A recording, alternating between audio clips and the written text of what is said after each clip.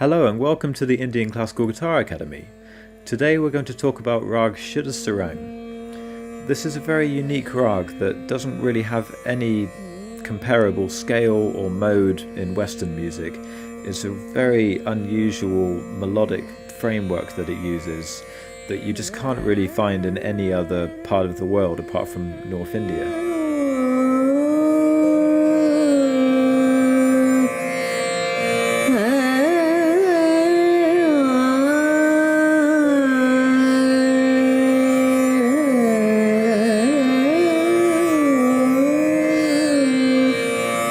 It belongs to the Sarang family of rags, and all of the rags in this family use a very important transition from the second to fourth and back to the second before coming back to sa. So re ma, re sa. And the absence of the third, there's no major or minor third, so you have a very different sounding scale simply because there's no major or minor third. So the re ma, re sa is a very significant phrase that really characterizes all the rags in the Sarang family.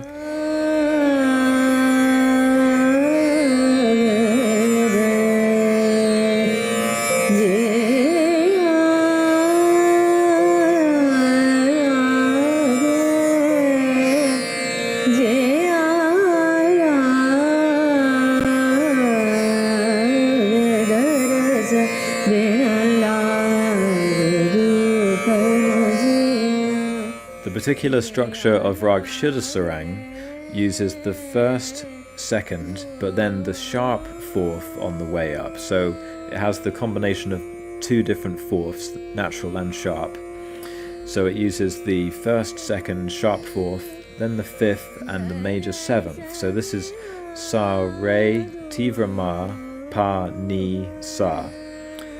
And that's a pentatonic scale on the way up, a pretty unusual scale just as an ascending passage.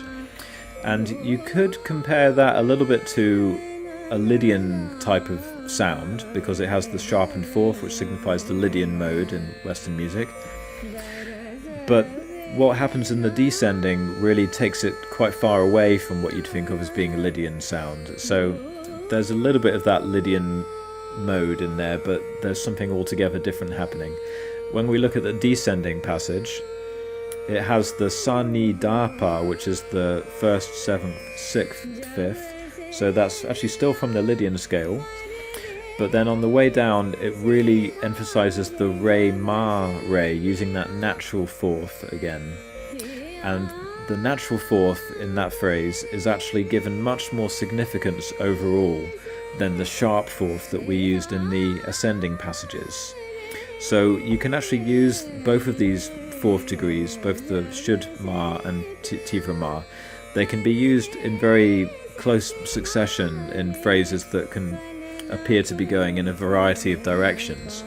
But it's really the re ma, re sa that has the most weight, and that really signifies the Sarang melodicism. So that takes it quite far away from it being more of a Lydian equivalent. It takes it into a domain that you simply only find in North Indian classical music. The type of melodicism and the different passages that we can create here are just really only found in this form. So it gives it a very particular type of atmosphere that's created from Raag Shuddha Sarang.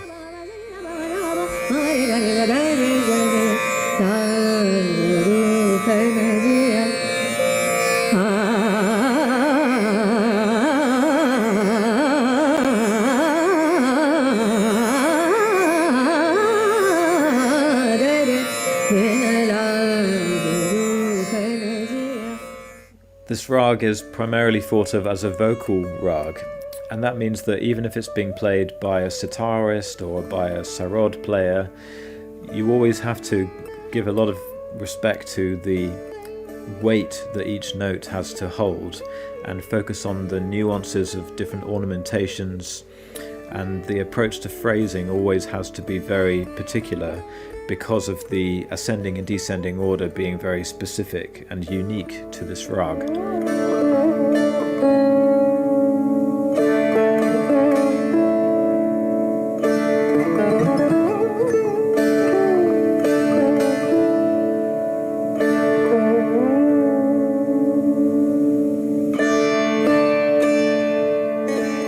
So you can still play a lot of fast, technical, flashy things in this rag, but it has to be done with great care and always with utmost respect to the melodic structure and really keeping the atmosphere and the lyricism of Raag Shuddha Sarang fully intact at all times.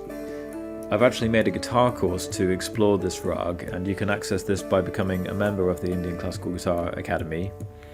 At the moment there's a special offer going until the end of October, where you can join but pay a smaller monthly fee, and that will be maintained for the whole of your membership. So check that out if you'd like to take advantage of that now, and you'll be able to access lots of other guitar courses talking about all different rags and all the different technical considerations to play this music on the electric guitar. We really look at the sitar as our model for this, and so we try to adopt a lot of the traditional sitar methods onto the electric guitar. But we also look to the electric guitar for inspiration and see what kind of things the electric guitar can do in the style that maybe only the electric guitar can really do. So we try to also develop those possibilities, but in a traditional framework as much as possible. So thanks very much for watching, and you can listen to a little bit of Raag Shuddha Sarang being played on the guitar now.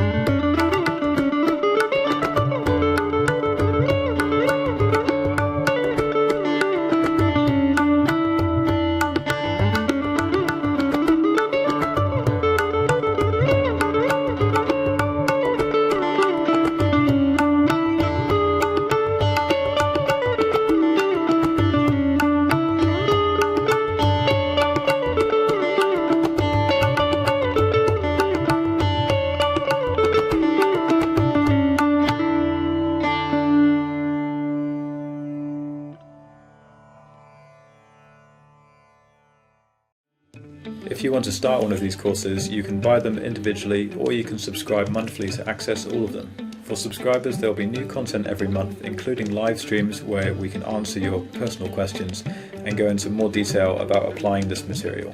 So far we've covered Raag Yaman, Raag Bageshri, Jog, Hamsadwani, Kafi and Raag Malkons, and there's much more to come.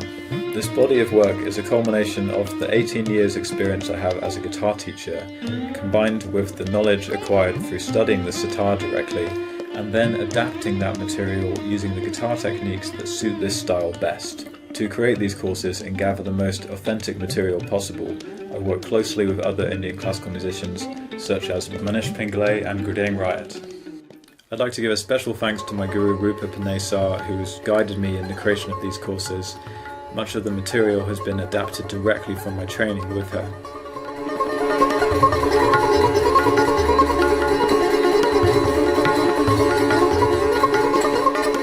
Also Shakir Khan, my guru, who's been inspiring me immensely and continues to shape how I approach the instrument and this incredible world of Indian classical music.